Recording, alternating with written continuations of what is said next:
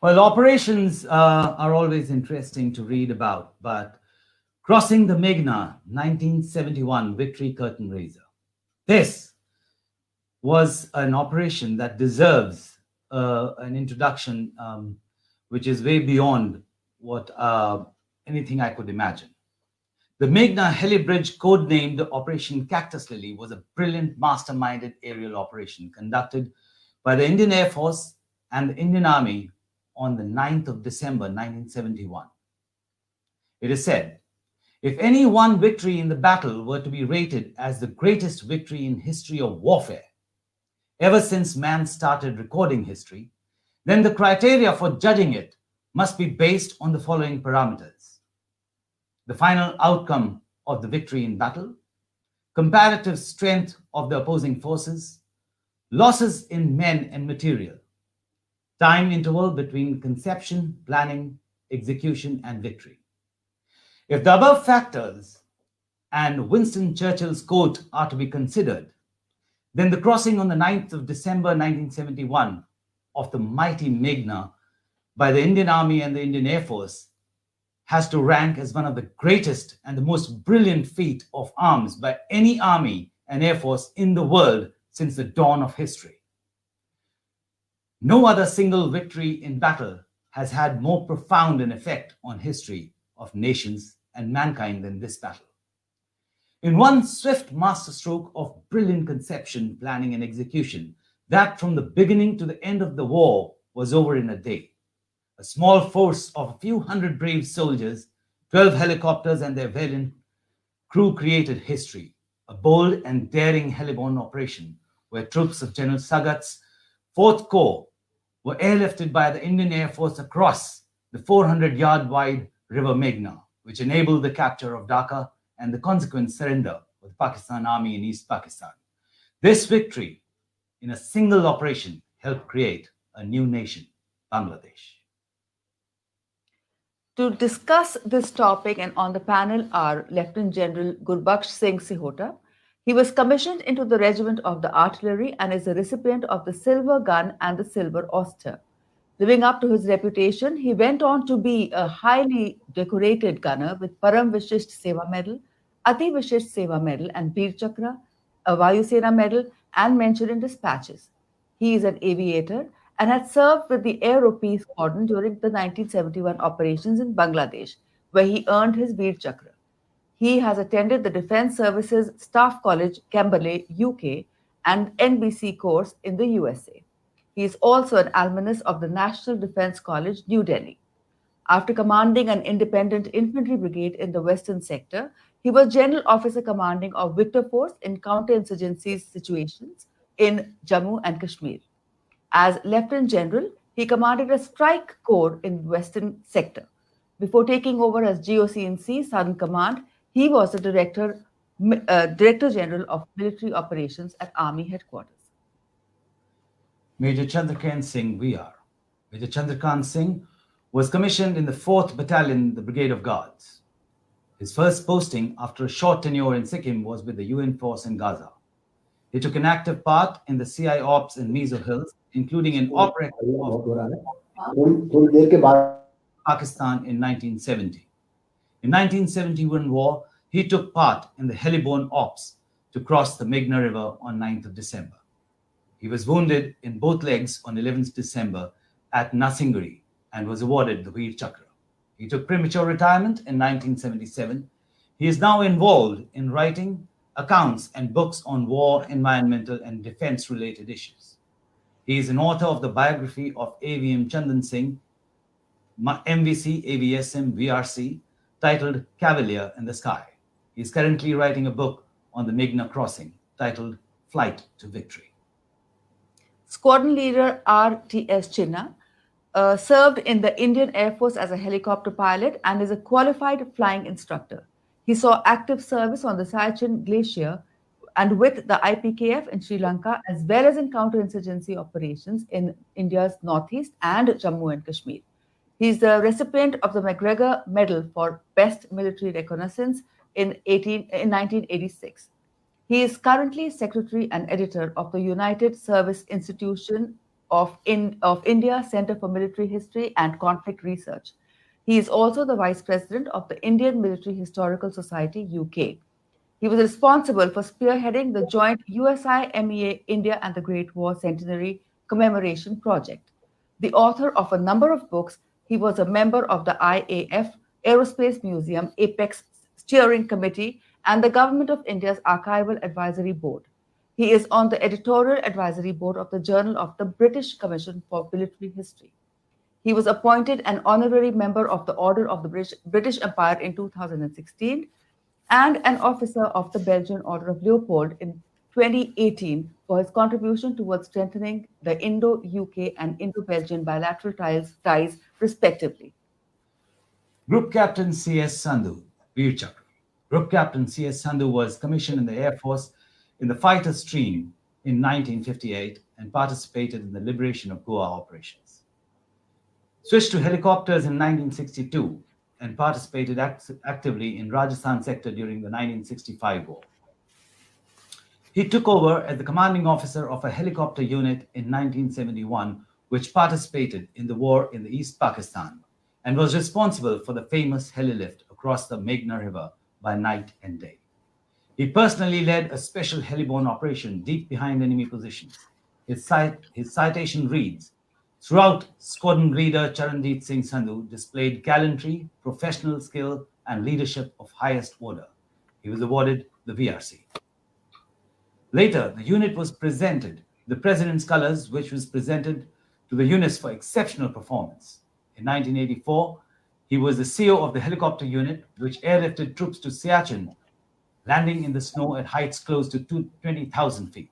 He was awarded the Vayu Sena Medal for dedication and leadership of the highest order. Lieutenant General S.S. Mehta, PVSM, AVSM and BAR, VSM, a highly decorated cavalry officer who has put in 41 years of service before hanging up his uniform in January 2004.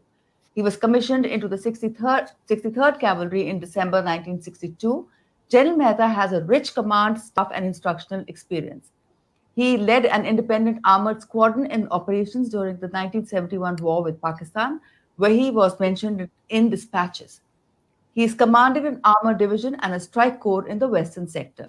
His other important assignments include GOC&C of the Army Training Command Shimla, Deputy Chief of Army Staff Planning and Systems at Army Headquarters, and member of the National Security Advisory Board. General Mehta has been an instructor at the Higher Command Wing of the Army War College, Mao, the Intelligence School of Arts and Defense Services, Staff College.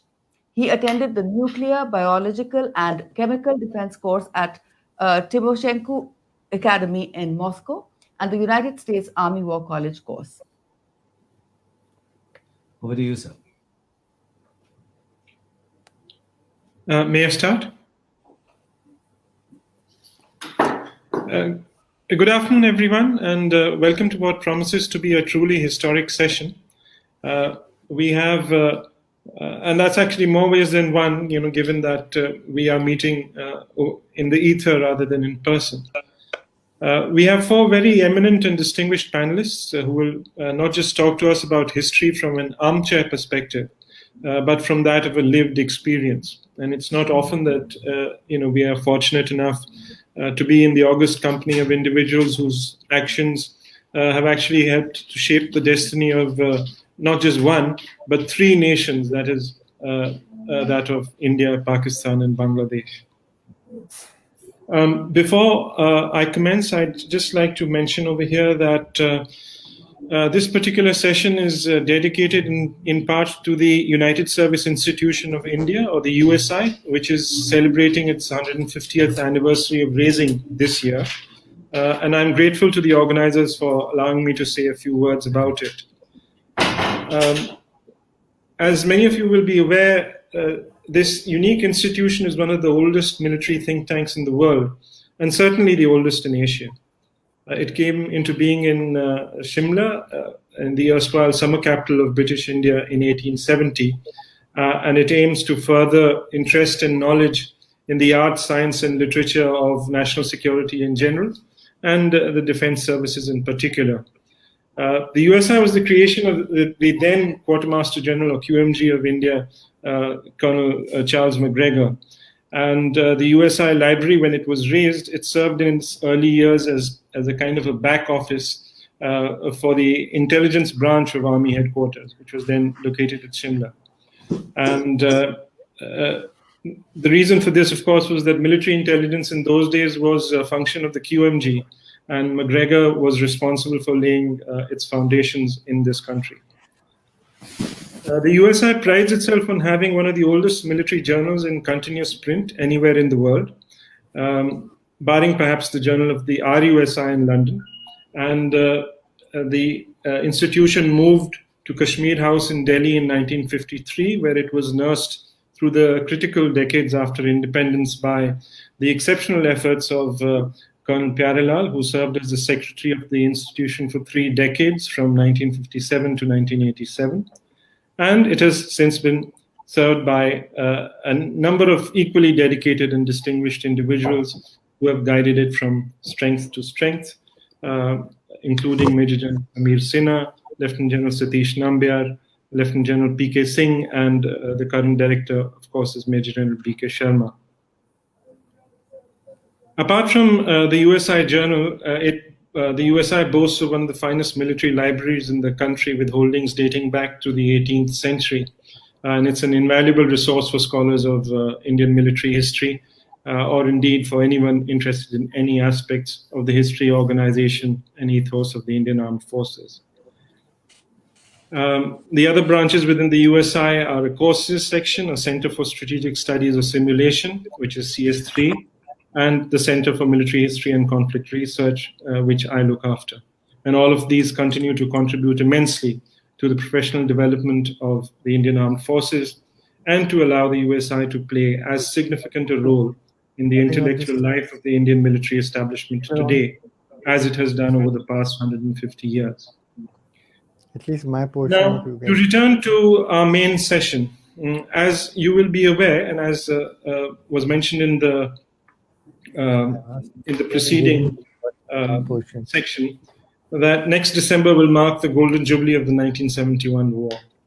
And today's session is, in effect, a curtain raiser for a year-long commemorations of the 71 conflict that the USI and the Military Literature Festival will be undertaking jointly. And as such, we are going to begin with a discussion of a very significant and unique action, the crossing of the river Meghna during the Bangladesh Liberation War in December 1971. May I have the slide, please? And hopefully they'll come up with a slide where, normally when we talk of a river, we have a notion of the Yamuna or of European rivers as one sees them today. And may I have the slide, please? May I request the organizers to put up the slide? Well, anyhow, the intent or the depiction on the slide is that of, it shows a couple of European rivers, the Seine and the Rhine, and the average width of those is anything between 100 to 400 meters. Whereas when we talk of the river Meghna, at points we find that its width varies between 5 to 15 kilometers. So it's a veritable ocean rather than a river in the conventional sense in certain places. And if you keep that in mind, it just brings to life and gives us a sense of the obstacle that faced the advancing Indian forces and of the audacity and tactical genius of the Indian commanders. It also highlights the valor, the grit, and the determination of the officers and men who took part in a plan that was so daring and unbelievable that it caught the enemy completely by surprise and led to the prize of Dhaka falling to the relentless Indian advance before international pressure could be brought to bear on to bring the operations to a premature close. Our 4 panelists were active participants in these historic operations and will now share with us their experiences of this key battle that unlocked the door to the prize of Dhaka. Due to a paucity of time, I mean, the CVs have already been read out, thankfully, so I won't repeat that. I'll request each speaker to kindly try and limit his talk to 18 minutes, which will leave us approximately 10 minutes for audience interaction towards the end. Our first speaker, I'd invite Lieutenant General GS Sihota.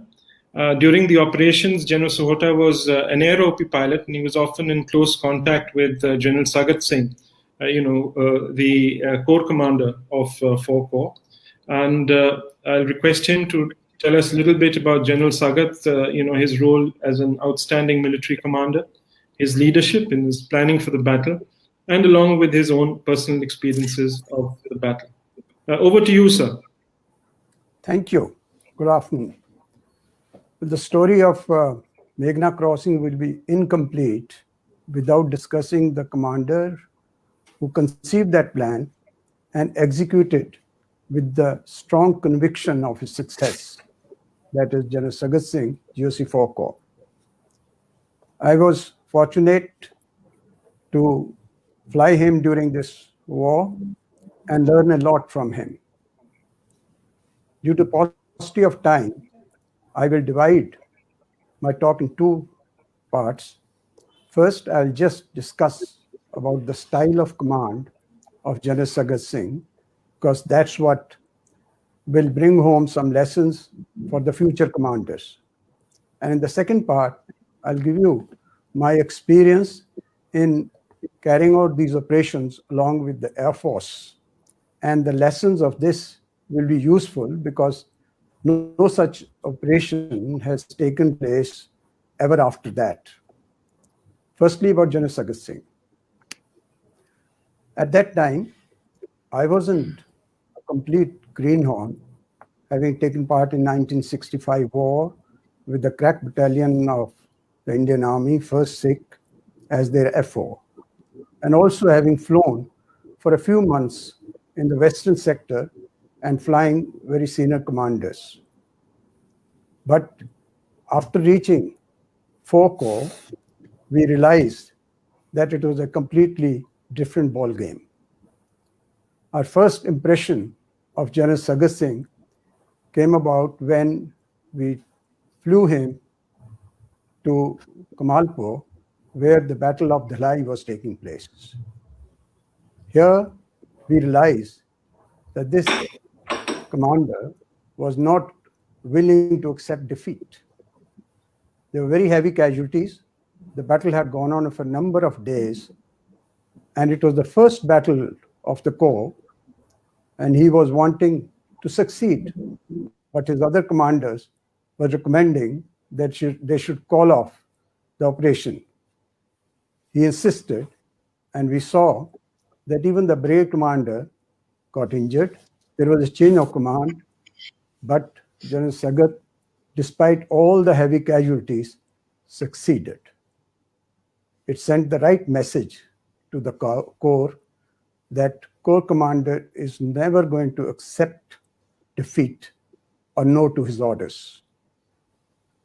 After that, we flew him almost every day, visiting the front. In fact, it started after one of the missions when we returned that Agartala airfield, which was operative for quite some time, had switched off their lights, and we had to land back at Taliamora on a dusty helipad with the jeep's lights. We were a little concerned about it, but we did not find any discomfort with the Corps commander. From that day onwards, every day, Corps commander would arrive early morning, give us a brief about his visits. We'll take off and land back only at the last light or after that. During this period, he would visit the front and discuss and plan or give his orders to all his commanders. ये shoulder He was a नीचे है risk taker. And we as aeroplane pilots, who actually, having been part of the Indian Air Force, had certain safety rules to be followed. But it was his risk-taking which rubbed on us. And we too then, after that, did so many things which actually hadn't been done before. I will cite a few examples to you during this period. Once, in the Battle of Akhoda, he realized that the battle was not progressing as he had planned. He decided to look at the enemy's defenses from the rear. I was a bit reluctant, but I couldn't say no to him. As we approached the rear of those defenses, we found that the Pakistanis were moving away along the railway line and vacating the post.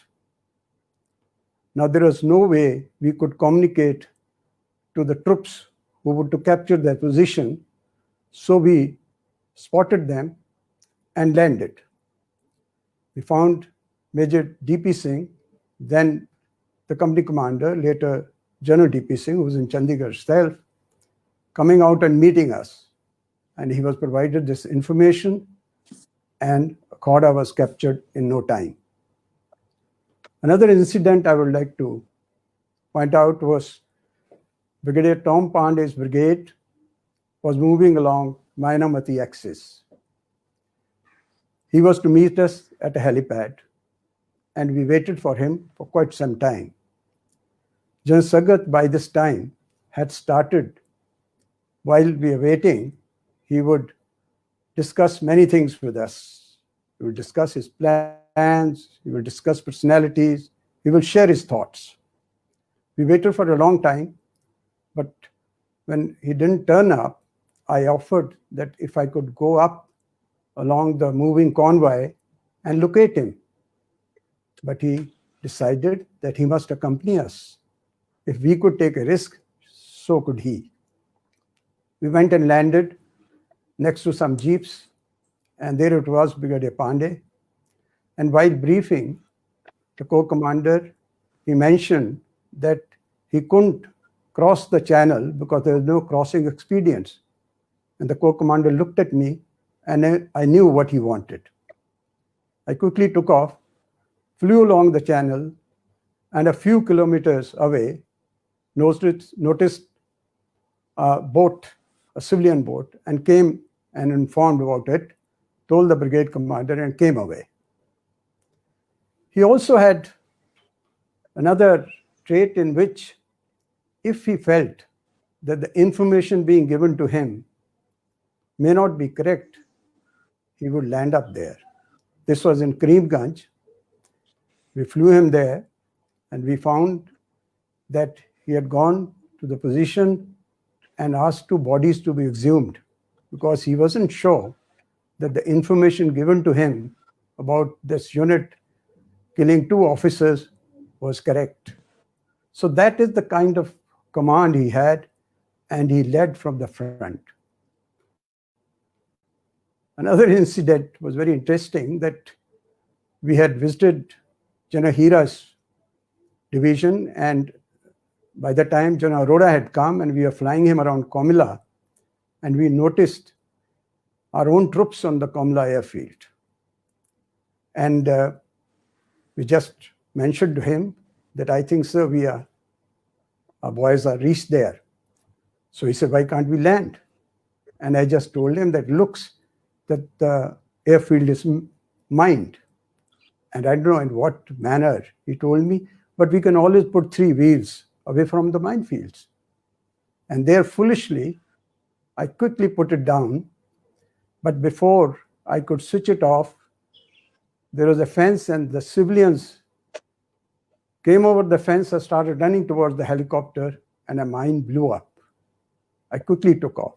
So that is the kind of risks he was taking, and he was bold and brave. In fact, I will put him a field commander of the level of, say, Rommel, Patton, Guderian, because hardly any Indian field commanders would have reached that level. Due to shortage of time, I think I'll switch to the crossing of Meghna. 9th of December was a significant day for me also, as well as for the operations in Bangladesh. I was called late at night on the 8th that I was to go and carry out reconnaissance for a heli landing site, and in the evening guide the Mi-4 helicopters and lead them to the site. I reported to 57 Infantry Division for briefing at Brahmanabari. And there I found GOC General Gonsalves, Brigadier Mishra, who was the brigade commander, and Colonel Himmat Singh, who was the CEO of 4 guards, waiting at the helipad. And they were busy discussing their own plans and thoughts. They forgot to brief me. But from my own experience and assuming from their conversation, I knew that they were coming with me for the reconnaissance. Just before they got into the helicopter, a bit of a tussle took place, in which General Gonsalves told Brigadier Mishra that he should sit in front so that he can carry out reconnaissance of the landing site. But Brigadier Mishra insisted that he, being senior, he should sit in front. That was providential, because when later we were fired upon and hit, the bullets flew over close to Brigadier Mishra's head. Had it been tall general sitting there, the story would have been different. Anyway, we took off. We, as already mentioned, this mighty river, so formidable, you cannot understand the vastness of it unless you fly over it. We crossed it. As we were on the other side, and I was looking for a suitable landing site, the others were busy looking at the enemy's dispositions. We were fired upon by the machine gun, but we were out of their effective range. Soon, the 3 of them started pointing out the dispositions of the gun position and the troops, and we saw that the bridge over Meghna on our right had been blown up. That was a matter of concern for them, and the whole thing got diverted towards the bridge, and they asked us, and I had Captain Dhava with me, who was flying with me, and while I was doing the recce, he was quickly told to fly off towards the bridge. As we reached the other side of the bridge, we noticed that our troops were moving along the riverbed with speed, and there were some tanks, and they were trying to get onto the tanks. And they realized that probably one of battalions which had gone to capture that site had an adverse situation. That once again put them off, and we started doing reconnaissance of the area and finding out more details about this action. As we were flying along the railway line, I had by that time lost altitude and come down to 400 to 500 feet, and we were fired upon, and a few bursts went through the helicopter, but fortunately none of the vital parts were damaged, and we quickly landed back at Brahmanbaria. All 3 of them, without saying anything to me, left for the ops room, and I was there waiting and planning as to what should be my next action. As I was doing that, a casualty came about, and I was asked by the JCO to evacuate him. So I said, okay, there is time. So I went for the evacuation, went back to Agartala, and luckily saw General Sagat Singh standing there. Now I was keen to show him the state of my helicopter, but when I reached close to his helicopter, he showed me the state of his helicopter, and which was full of blood. The co-pilot of the helicopter had been injured. Luckily, he survived. And the co-commander himself had some kind of splinter which has grazed his forehead. I didn't want to then show my helicopter to him, but he was very crisp and told me, now get going, go and select the heli landing site and be ready to guide them. So I took off.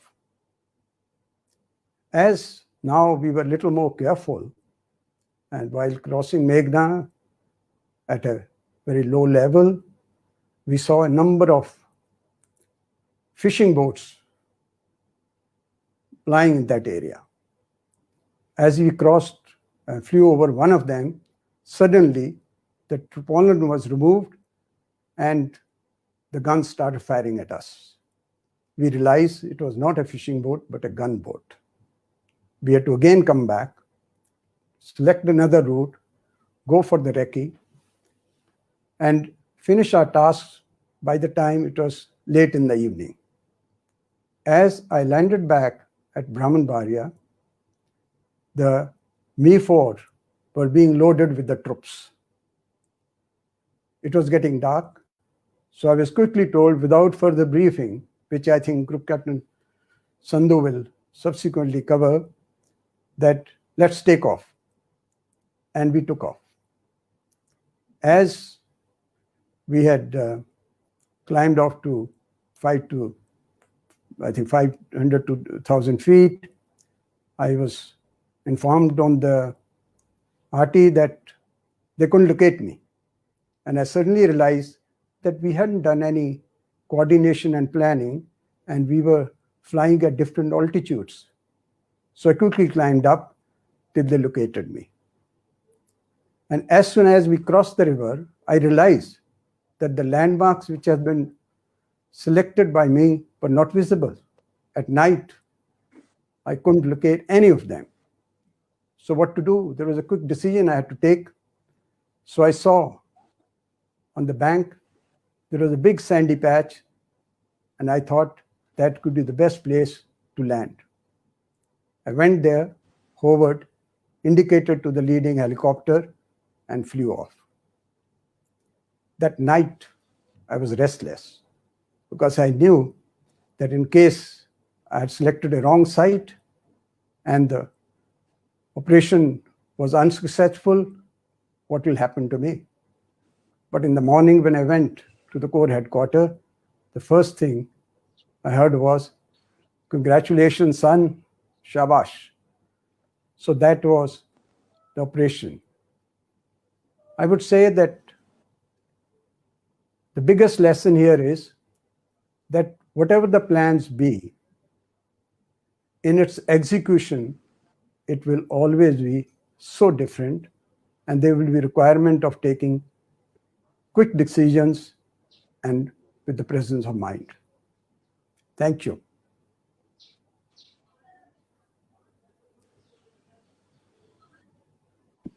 Thank you very much, General, for that fascinating account of your experiences and of General Sagat as one of India's outstanding military commanders. One only wishes that there was more time that we could listen to some of these talks for hours on end. Our next speaker is Major Chandrakant Singh, and he was involved in the events in the run-up to the Liberation War from April 71 to July 72, as was mentioned in the introduction. But during the war, he took part in the heliborne operations to cross the Meghna on the 9th December. And he was wounded in both legs on 11th December at Narsingdi and awarded a Veer Chakra for gallantry in action.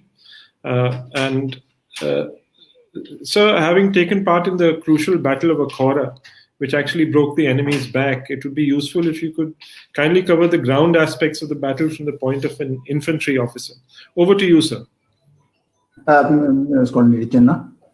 Firstly, I have to thank the Honorable, His Excellency, the Governor, Rao Sahib VP Singh Badnor, His Highness the Mahaja Patiala, the Chief Minister, and my friend General Shergill, and Mandeep Bajwa and you, Squadron Chinna, for conceiving and implementing this wonderful exhibition, not exhibition, the Military Literature Festival, the only type in India and perhaps in the world.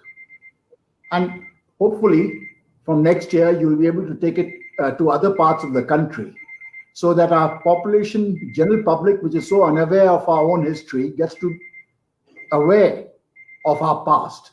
Because a nation that forgets its past has no future.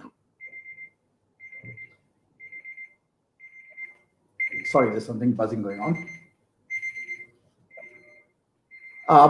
The other thing I have to thank you all for is here there are four of us, General Sihota, Group Captain Sandhu, and General Shammi Mehta, myself.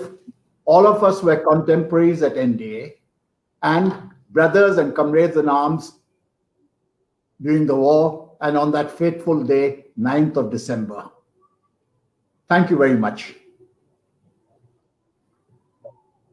A river crossing in anywhere in the world has several parts. You mentioned Akhora. Akhora was the battle that was to break the outer crust of defenses of the Pakistan Army, which we succeeded. It was the toughest battle in the eastern sector. It was the only divisional sized battle in which two brigades of ours, of 57 Div, took part. General Shammi Mehta was there with his tanks. General Sihota, of course, was flying around and landed in Akhora. The battle lasted all of 4 days. It started on the first night when my battalion infiltrated through, got behind the Pakistani lines. We suffered a lot of casualties in that battle, particularly my battalion, platoon of my company, which was overrun by Pakistani tanks. But by the 5th, we had captured Akhora, and in the capture, Shammi's squadron also captured 2 PT-76 tanks, or was it 3, which we didn't know that the Pakistan Army had. Later on, it transpired that these tanks were perhaps the tanks which 7th Cavalry of ours had lost in the 65 war. Yeah, but I'm not too certain about that. From the 6th onwards, our advance to the river line started off. That we had broken the outer shell, achieved a lodgement in the enemy territory, and then the advance to the river line. This happened from 6th and 7th and the 8th. Now, from the 6th onwards, actually, for the next 3 days, my company rode on General Shammi's tanks. You know, after having had to walk for miles and miles and miles, unending day and night, to ride on top of his PT-76 tanks was like riding a Rolls Royce. We took part in a couple of, I would call them skirmishes, clearing of the areas. But the most interesting part was when we entered the divisional headquarters and the brigade headquarters of the Pakistani 14 Division and 27 Div at Brahman Baria. General Sagat Singh himself mentioned, and I think General Sihota would vouch for that the command post of the division was built as if it was designed to withstand a nuclear strike. That was the level of the defenses there. But fortunately, they abandoned it, Brahman Barrier, without giving us time. We had some problems crossing that destroyed the bridge. There's a river, a small river with an odd name called Pagla River. We had a problem of crossing the river because the bridge had been blown up. We couldn't find enough country boats. Shammi's tanks could, of course, float across, but the problem with those 2 Pakistani tanks was that their flotation system didn't work. So it took us a couple of hours to overcome this problem and get across the thing. Cleared Brahman Baria, there's nothing very much there. But the sad part is, in the division headquarters itself, we found the bodies of 6 of our men from 10 Bihar with their hands tied behind their backs and shot behind their heads. And Group Captain Sandhu would recall there were 66 bodies of Bengalis in a similar condition with their hands tied behind their backs and shot in the back. General Gonzalez, incidentally, the first person to enter Brahmanbaria was not me or any of our troops. It was General Gonzalez who landed there. And he discovered that the Pakistanis had abandoned Brahmanbaria. At that moment, General Gonzalez said that he was going to have, when the war got over, and if General Abdul Majid, the GOC of 14th Pakistani Infantry Division, was captured, he would have him court-martialed, but nothing happened. That's a different story. Now our advance to secure the bridge at Bhairab Bazaar, which is the only bridge on the Meghna River in those days, started. I was riding on tanks. We cleared a few positions. At one place, we got fired upon by a Pakistan anti-tank gun. When we were still sitting on his tank, he told me, Chandrakant, jump off. Jumped off with my men. We charged the position, captured the RCL gun. And by the evening, we had secured a place called Tala Sheher, from where we could see the bridge and the thing. And next, unfortunately, because we were not, at that time, our artillery hadn't caught up, so there was no question of advancing further and trying to get involved in street fighting, which would have been a thing. But in the evening, we got a message that our CO had to report back to Brahmanbaria early morning. We didn't know what for. He told me, Ponchi, you're the next senior most. There was no second command posted. I was the company commander. You take charge and wait till I get back. He left early in the morning, I think at 4:30 for Brahmanbaria. And at 9 o'clock or 10 o'clock, I get a message from him, get the battalion back to Brahmanbaria. I said, sir, whom do I hand over our positions to? Because we were in contact with the enemy and exchanging fire. He says, don't worry about that. Shami's tanks will be there. And 18 Rajputs and 10 Bihar are advancing. And they will take over our position. And on our flanks is 73rd Brigade under Brigadier Kumbi. So this is on the 9th morning. So I went back with the battalion. And here at Tala Sheher and Ashuganj, the 9th of December did not go very well for us. We suffered a lot of casualties, particularly Shami lost a couple of tanks. 18 Rajputs had over 100 casualties. So did 10 Bihar. But this is what will happen in the in war. It's only at about 2 o'clock when I landed up at the Brahmanbaria Stadium, and my CO, Colonel Himmat Singh, met me. And he told me, Chandrakant, we are crossing the Meghna. And General Sagat was in his jeep in one corner of the stadium, and so were the brigade commander and others. And somebody came with a pile of maps, handed the maps over to us, because so far our thing was that we would actually not even advance to the river line. We were supposed to go after capture of Akhara to Chittagong. And here we were given maps which covered an area from the Meghna River right up to Dhaka. I said, my God, where the hell are we going? And I told my CO, I said, sir, I hope Sagat doesn't expect us to swim across the Meghna. It is 16 kilometers wide in that area. Several islands in between, but he says, no, we're getting helicopters. And that's the first time I heard that we're going to get helicopters. And they're going to arrive in a couple of hours. And Sandhu and his boys are going to land up there. Now, that is the time when we were preparing our loads. These Mi-4 helicopters we knew could carry 10 to 11 troops with the equipment. But we had a lot of porters. We had extra ammunition. That the casualties of 10 Bihar and 18 Rajputs started coming to the stadium. And they were in their hundreds. So here we were going off into an unknown land in a new operation, an area where we had not carried out any reconnaissance. And here were the casualties. I would say that it wasn't demoralizing, but it was certainly disturbing. However, that is another story. At about 4 o'clock, a flight of helicopters, I think 4 at a time, Group Captain Sandhu would landed there. And I think the pilot was, Group Captain Sandhu would say, I think the first one was, I think, pushed well, or was it you? One of the two. And the first helicopter that we got in, my CEO and myself, my men, and here the helicopters, instead of carrying 10 men, they were carrying about 18 to 19 people, about 12 to 13 of our men with the ammunition. And each helicopter also had 5 or 6 local Bengalis who were acting as porters, carrying our extra first-line ammunition and other equipment. But fortunately, because the stadium had a bit of open ground, the aircraft, the Mi-4s could do a little bit of a 100-meter takeoff run. So they could, gain speed and acquire lift. The first flight of 4 helicopters left at 4 o'clock. I think it was 4:30, and the east starts getting dark. It was getting dark, and the sun was about to set in the west. When we took off, the rear boom doors of the helicopters had been removed. And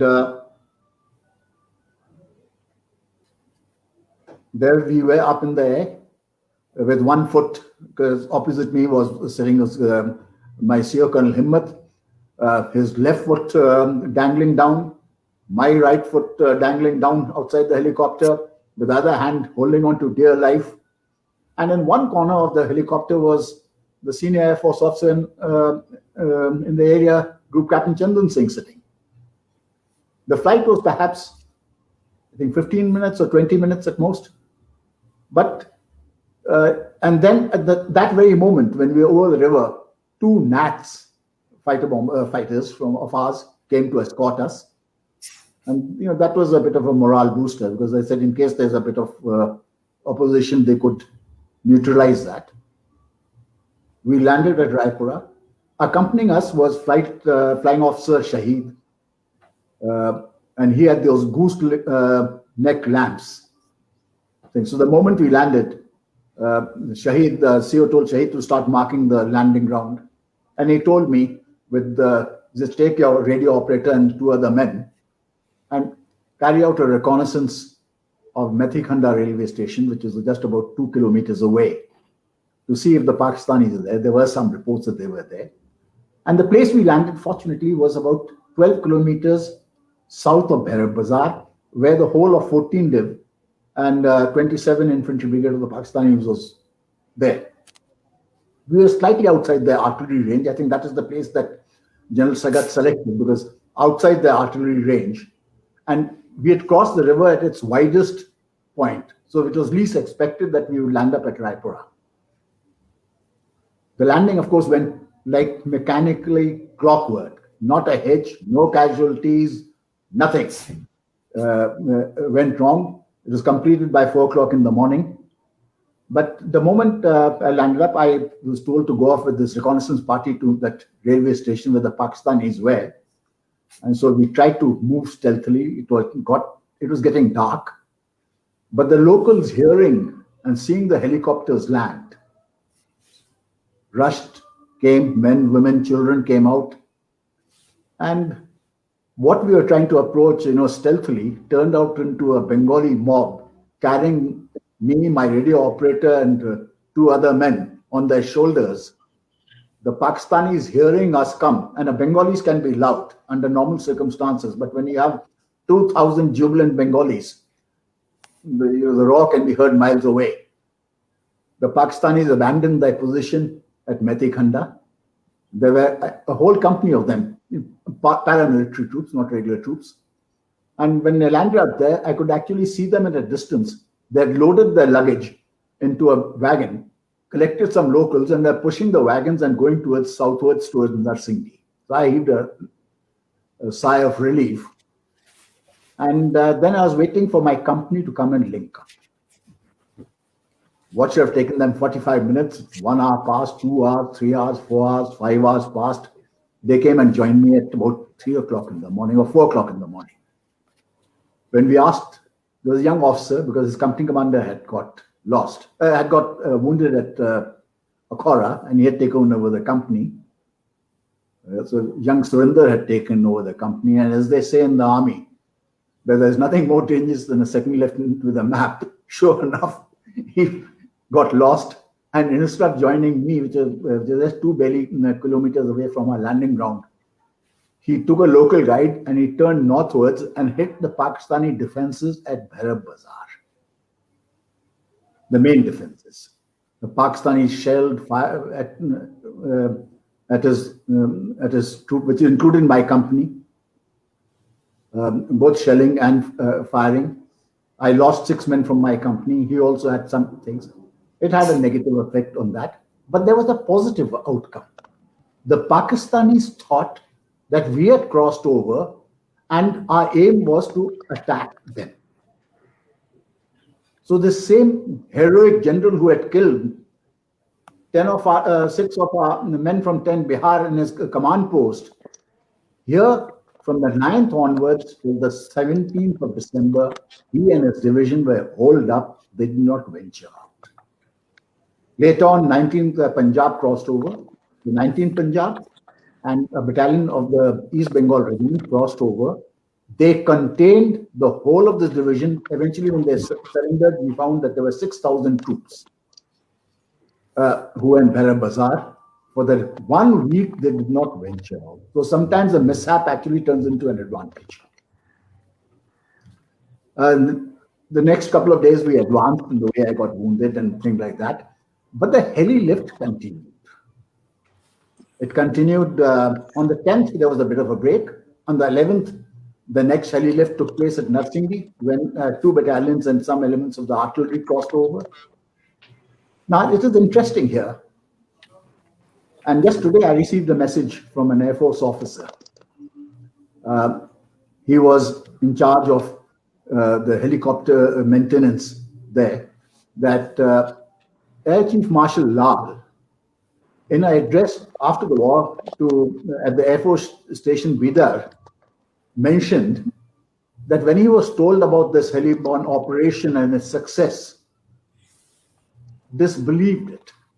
When he was told that so many troops had crossed over and so many tons of ammunition, he said, I first disbelieved it, so I had to get a reconfirmation.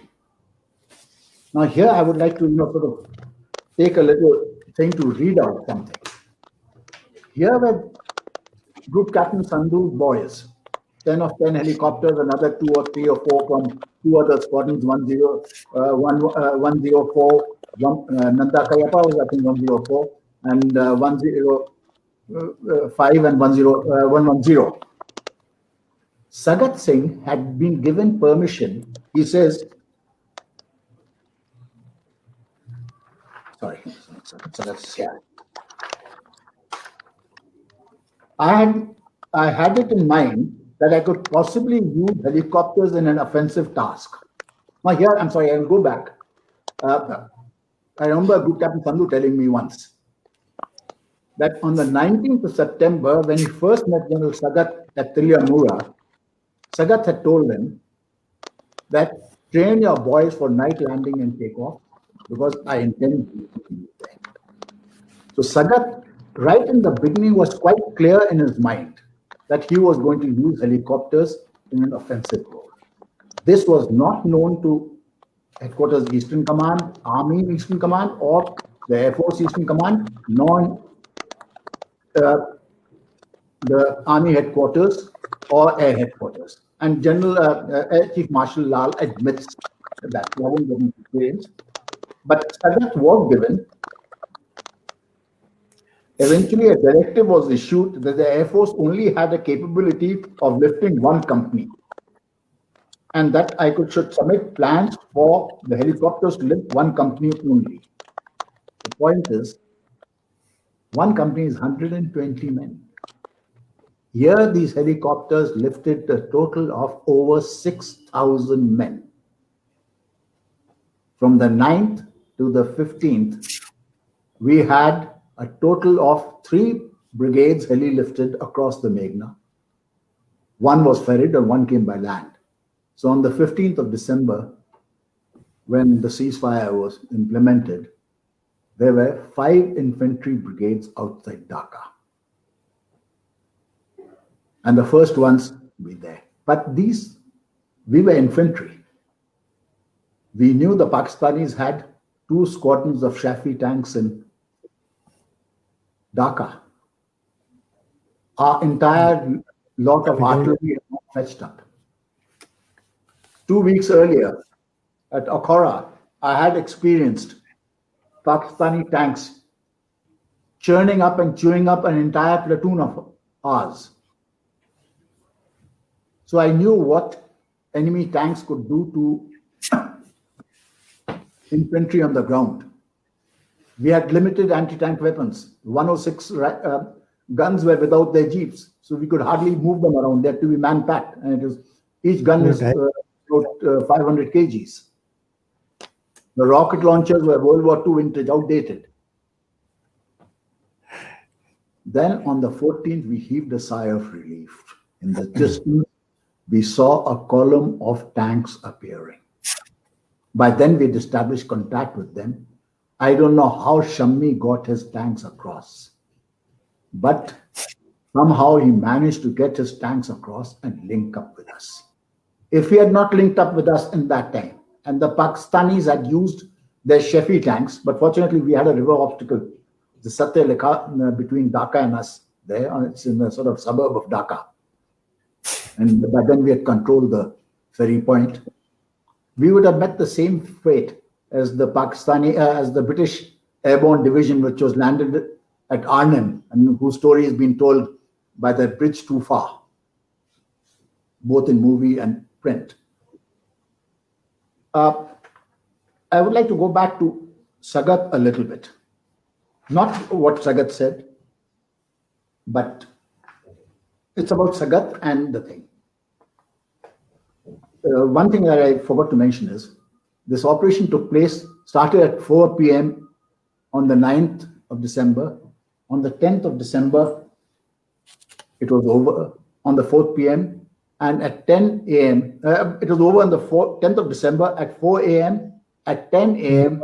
was the first Pakistani feeler sent out to the United Nations seeking a ceasefire. For all practical purposes, the war for us was over.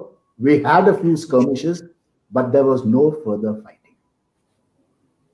Thank you. Thank you very much, sir. The fascinating account. Once again, something that we can go on listening to for a long time. Our next speaker is Group Captain Sandhu. As Major Chandrakant pointed out, he was commanding officer of 110HU.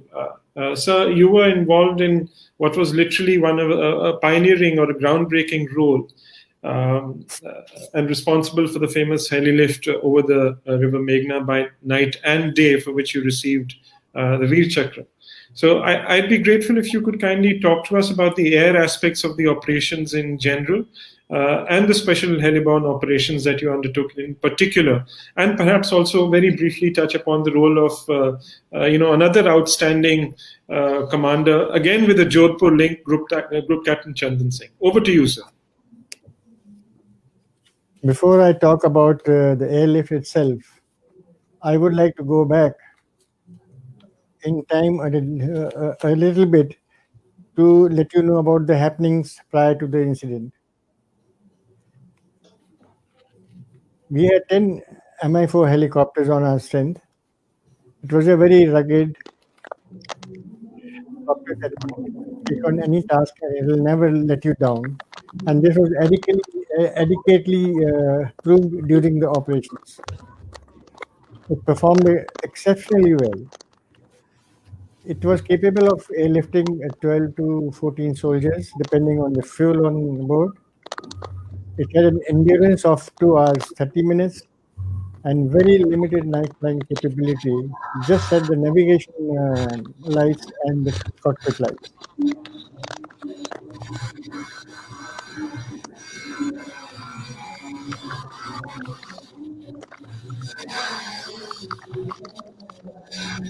As far as night flight was concerned, we had no problem for operation at the base during that time because helicopters were allowed to operate only at daytime. Night operation was not allowed. However, limited training flight could be done with many restrictions. Unfortunately, I could not even do this because my airfield was surrounded by hills on three sides and no night flying was permitted from flight safety point of view. We had to go to some other base, carry out night flying, and this was not always feasible. So hence my airfield was certainly not trained enough to carry out this operation with that level of training.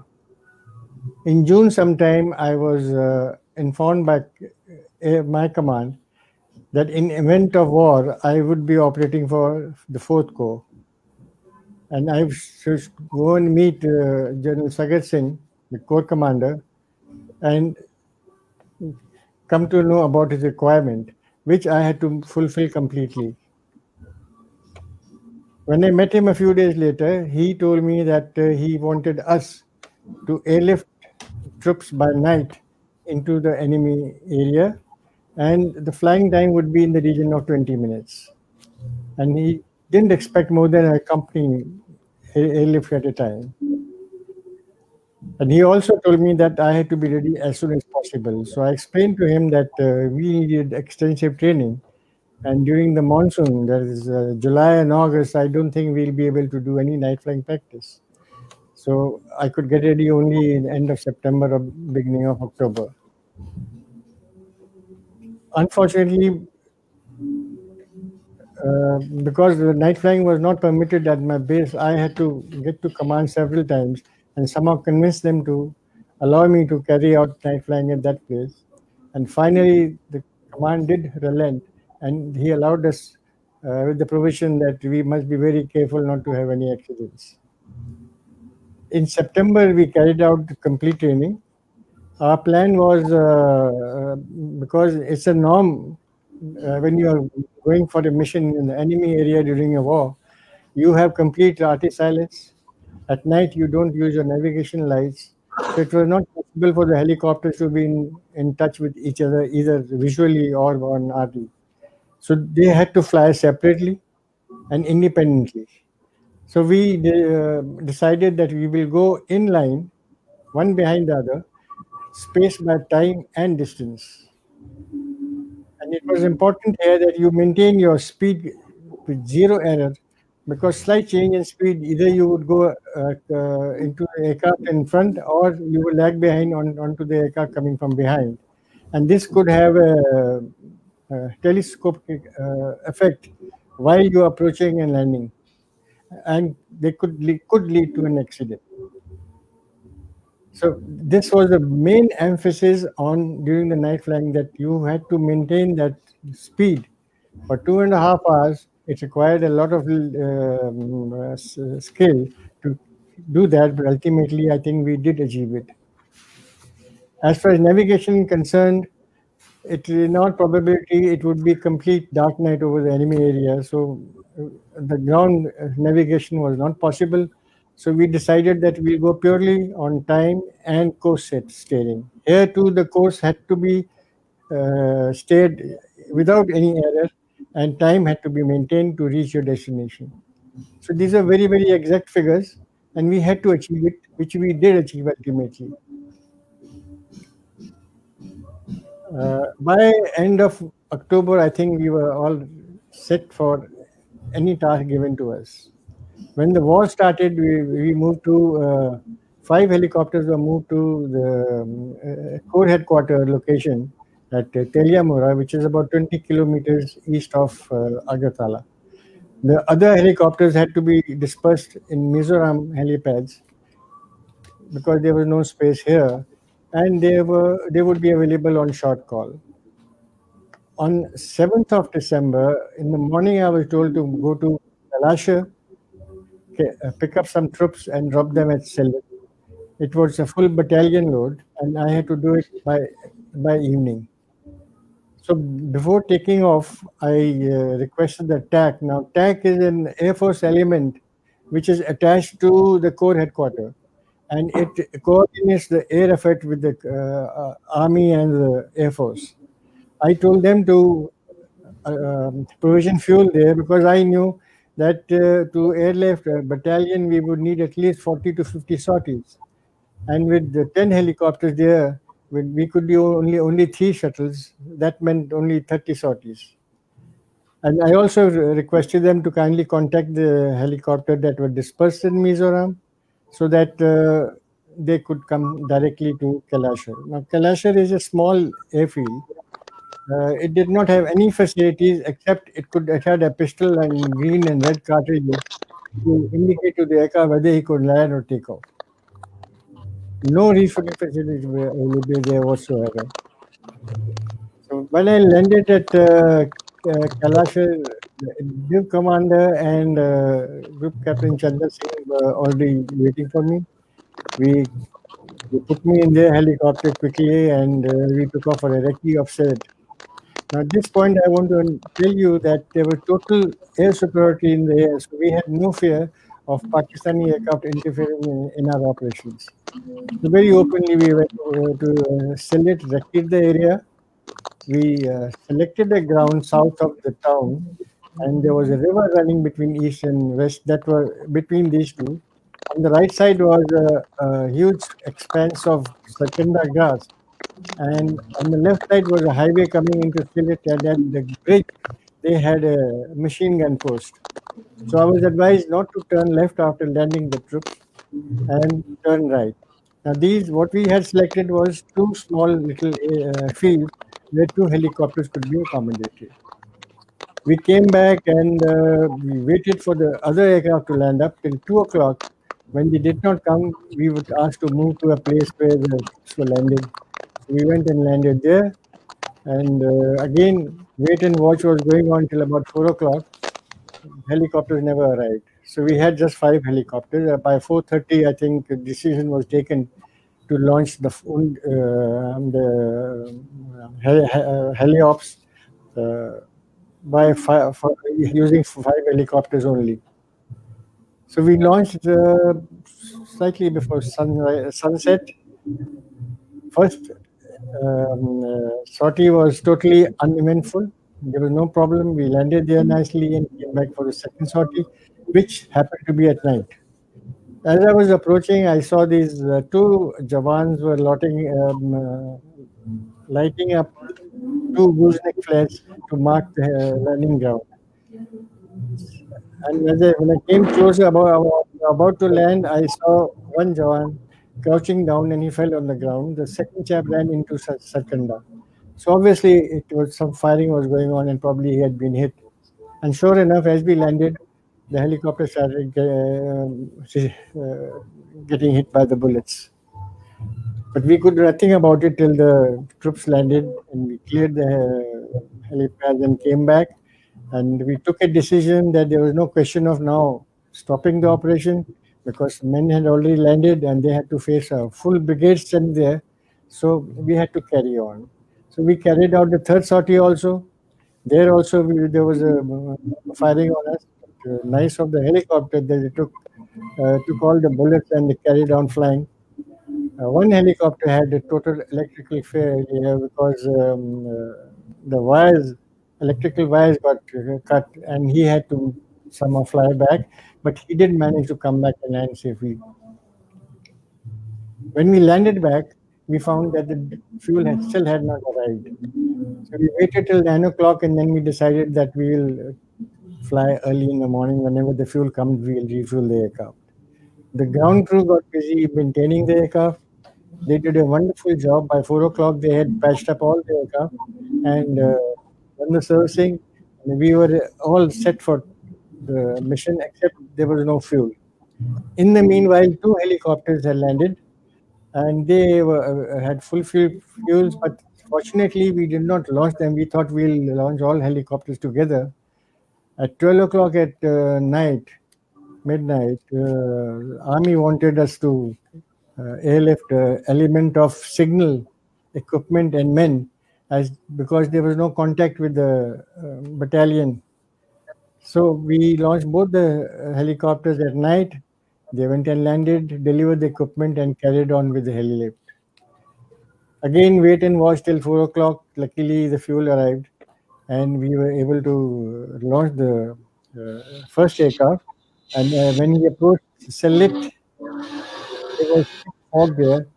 So he tried to make an attempt to land at the helipad, but at the last moment he had to abandon the thing because he could not see the helipad right till 50 feet off the ground. To the right side there was thicker fog, and to the left side he could see the highway. So he turned left. Unfortunately, he flew right over the machine and post, exposed his belly completely, and it was badly hit in the belly. Four Jawans were very seriously injured. I think there was one officer also, and there was mayhem in the helicopter. So he flew back quickly and so that they can receive the medical assistance. And later on, we learned that two of them had expired, and two had recovered. We had to now wait till for the fog to lift. In the meanwhile, all helicopters were ready, but waiting for the airlift. That was till about 10 o'clock in the morning we started, and by evening we finished the whole airlift of the battalion. Next morning we were asked to go to Agartala. Since there was no task that day, we started repairing the helicopters and carry out maintenance. Around about 12 o'clock, General Sardar Singh came to me, and he wanted a sortie to be conducted, airlift sortie to be conducted, and he said, "I will show you the landing ground. In the meanwhile, I told him that we'll get the helicopters ready." So we took off and we were heading towards Dhaka. As we crossed Meghna River, I looked to the right and I saw that one span of the bridge had fallen. So he kept quiet for a while. Then he said, "Let's turn around." He wanted to go down and have a closer look at the fallen span. After spending some time there, around about 50 feet, we climbed about 200 to 300 feet, and we were coming back along the road when a full burst of bullets hit the helicopter. The co-pilot got two bullets into him. All others got minor injuries from the splinters. There was total silence when we came all the way. On landing, we found that there were about 39 bullet holes in the aircraft, and one bullet was very close to the tail rotor spindle, just about half an inch away from it. And had he applied little bit of rudder also, I think we would have lost control of the aircraft. But we were very lucky. We landed. And around about 4 o'clock, Sagar Singh again came to me and he said that the heli lift, if he could do it at that time. So I said, "Certainly, sir. But I have not seen the landing ground." So he said, "Don't worry, I have an aero pilot who will take you around." That was General Sihota. "And he will lead your formation, and you can comfortably go and land there." So after sunset, we took off. It was partly dark, and he was leading, so we followed him. He showed us the ground. We landed there. It was a very soft ground, so the helicopter had maybe landed fully. Perhaps it would have got bogged down. So we kept our power on, and with the result that the rotor's downwash was affecting the soldiers who were trying to get down. So they had a problem. The second sortie was completely at night. It was completely dark night, so we had a problem in landing. We had to feel for the ground, and it was fairly difficult. So we, at that time, decided to wait for the moon to come up, which was around about 11:30. So the last few shuttles we did after 11:30, and the task was completed by 1 o'clock. The next day, that is on 10th, There was no action in the morning, but in the evening, I was told that we had to lift a brigade, full brigade, and an RT element the next day. Again, the flying time was about 20 minutes, so I found that it would be very difficult because we had to come frequently for refueling. By then, of course, Brahmanbari was under our control. So I suggested that why don't we go to Brahmanbari and operate from there? And the flying time would be just about 12 to 13 minutes time. And we could put in more sorties. This was agreed to, so we spent the night there. And early next morning, we started again. While loading and when I started my helicopter, unfortunately, one Jawan walked into my tail rotor and killed himself. But I was never informed about it because tail rotor is made of wood and it could have got damaged. Unfortunately, nobody informed me. And fortunately, the tail rotor was not damaged. Anyway, we carried on with the airlift the whole day. We landed at Narsingdi the first time. The village was slightly higher, on a higher ground, and we saw villagers from there cheering us and waving at us. And the moment we landed, they all came in, and I think at least about 500 of them landed up around us. They helped us in offloading also, and they were really very, very cheerful. Anyway, we got back. We flew right till night that day. Did over more than 110 sorties, and task was still not complete.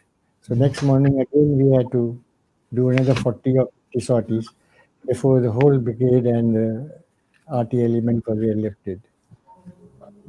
After that, we did 2 more heli lifts on the next 2 days before the surrender was ordered. Throughout the operation, I think the ground crew performed extremely well. The aircraft were very, they gave us no trouble. Though we did have 3 forced landings, but the aircraft were recovered within 2 hours. One was there was a ingress of grass into the engine and that caught fire. The pilot saw the smoke, so he landed as a precautionary measure. Second was a gearbox failure when the aircraft was very close to the base it was going back for servicing. So that too was recovered within about 4 or 5 hours. And third forced landing was when the aircraft was on the way to Sylhet at night. He also had to force land because of engine trouble, but that aircraft was again recovered in 2 hours. The air crew performed admirably. They stuck to this program very nicely. There was no problem, hassle whatsoever. And aircraft, of course, they did not let us down anywhere. We were awarded 2 VRCs and 1 mention in dispatches. And so later on, we got the President Colors, which is given to a unit that performs exceptionally well for the country. Thank you.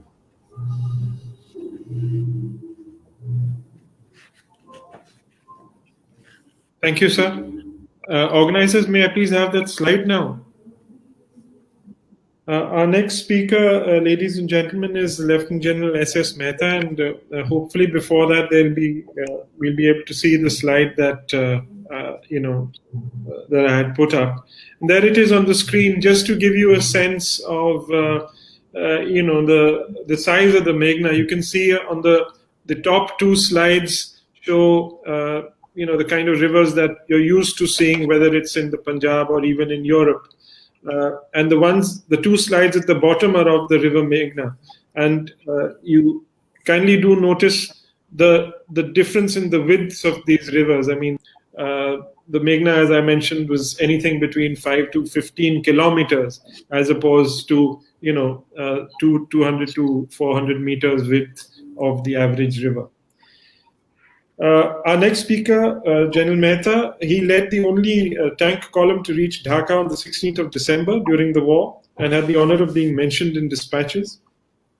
Sir, I'd be very grateful if you could kindly talk about the lessons learned and the larger strategic implications of these events and their importance and relevance for the present. Over to you, sir.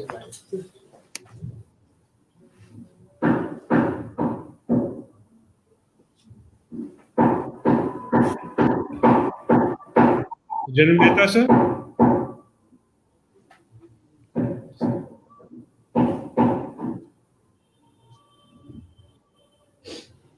Rana, I can hear you. Can you?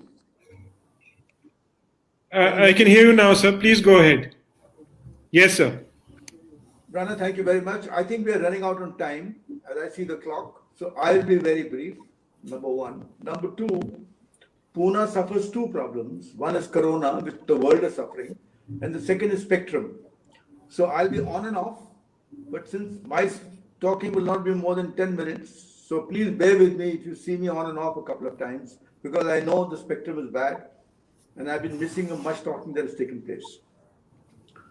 The critical reason why we are meeting today is because of the 50th, the starting of the 50th year of the liberation of Bangladesh. The speakers before me have enunciated in great detail how things happened between Agartala and Dhaka. So I'm not going to repeat them. But why should we remember this day?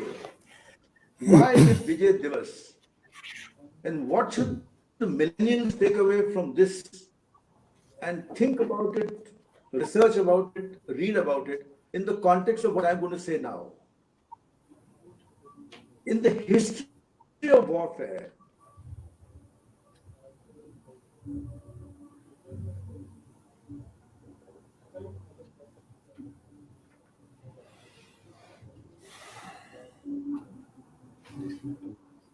Okay. This must be internet connection.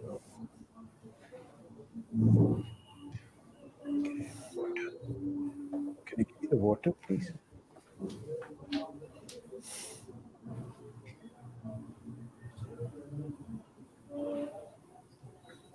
No, it's his side is bad somewhere.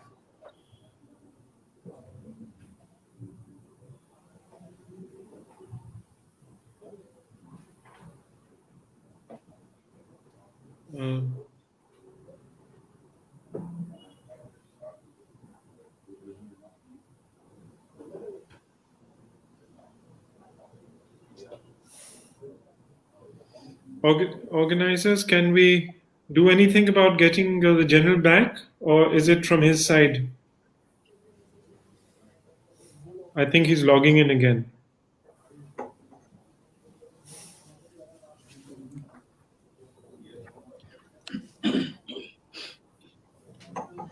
I can switch off the cam General Mehta, sir, can you hear me? and only be on audio. Can you hear me now? I can see you. Please go ahead, sir. Please go ahead, sir. May I suggest you switch off your video, sir, if you're having bandwidth problems, and just we'll continue with the audio. If the organizers can please switch off the general's video, can you do that?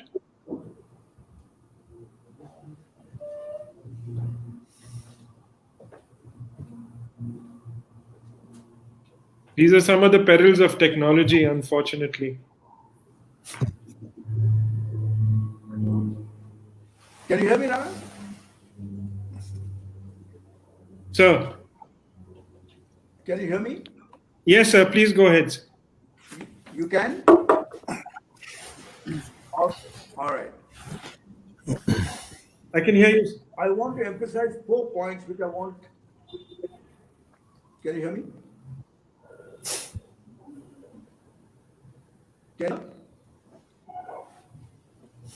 No, you can't. I can hear you, sir. Go ahead. Am I audible? Yes, sir. But it's intermittent.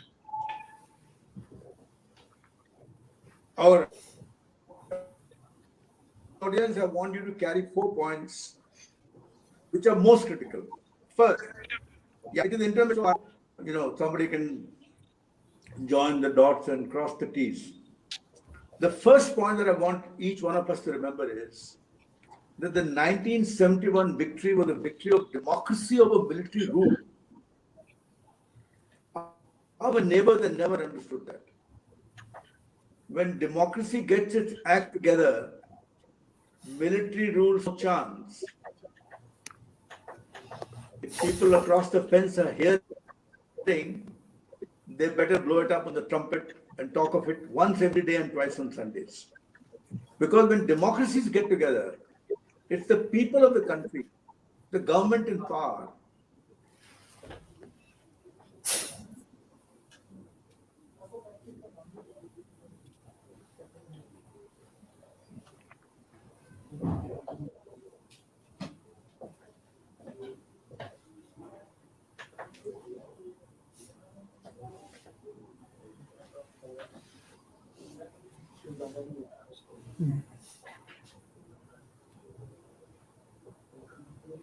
Lost him.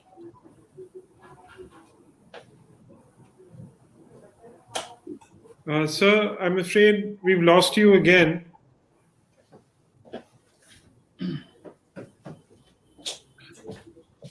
So I think if I can only be on audio, I'll Sure. speak on a mobile if they can blow it up. That's right, sir. Please go ahead.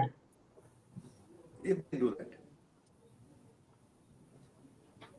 Okay, I'll just get onto my mobile and they can stream it through. Just a Yes. Hearing you strength 5 now, so please continue talking. Can you Yes, hear sir. me? All right. The first one, as I said, was So victory please of- keep your video off, I would suggest. Second, it's very, very important. It was a victory of humanism over barbarism.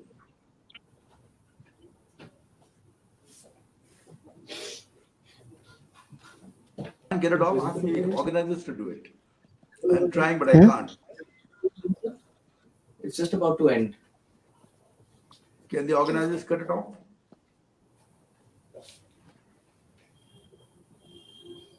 Can the organizers cut it off? No, they can't. Go ahead, sir. Please, we'll continue for as long as we can hear you at the moment, so that's okay.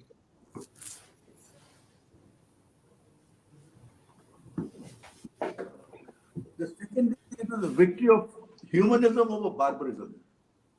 The third, and this is important for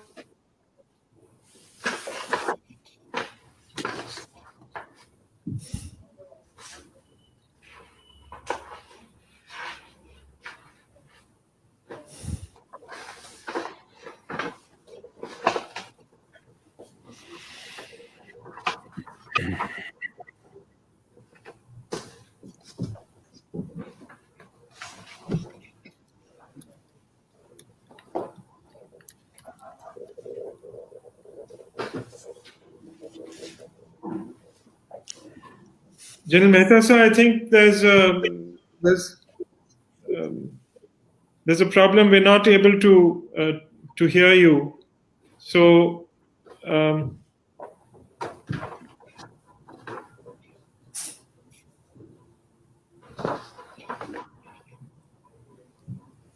I think we're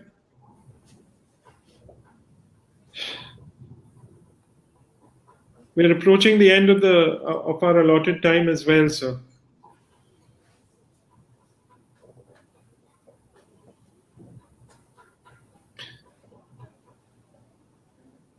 Well, ladies and gentlemen, I think we've lost connectivity with General Mehta, which is a huge pity. But these are some of the perils of living in the COVID age. But I'm actually very thankful that at least the connection held, and we were able to listen to 3 of our 4 panelists, and it has truly been a fascinating experience. I've learned so much, and I could actually spend a couple of hours sitting with each of them, and particularly if Major Chandrakant will share his tonic that he imbibes to keep himself youthful and energetic, that would be wonderful. Before I close the session, I would like to express my grateful thanks on behalf of our audience and the organizers to our distinguished panelists. Through them, we honor not just those who fought, but also those who died in the line of duty. And this is a debt of gratitude that I urge all of us who are listening and the country at large always to remember. I'd also like to express my gratitude to the organizers, in particular to General Shergill and, of course, to Mandeep Bajwa for having given me the opportunity to chair this session and to allow it to be dedicated to the 150th anniversary of the USI. And lastly, a big thank you to our audience for taking the time to join us and be a part of this conversation today. And throughout this year, we will be having many more such interactions with our distinguished veterans. So I look forward to future interactions on the subject.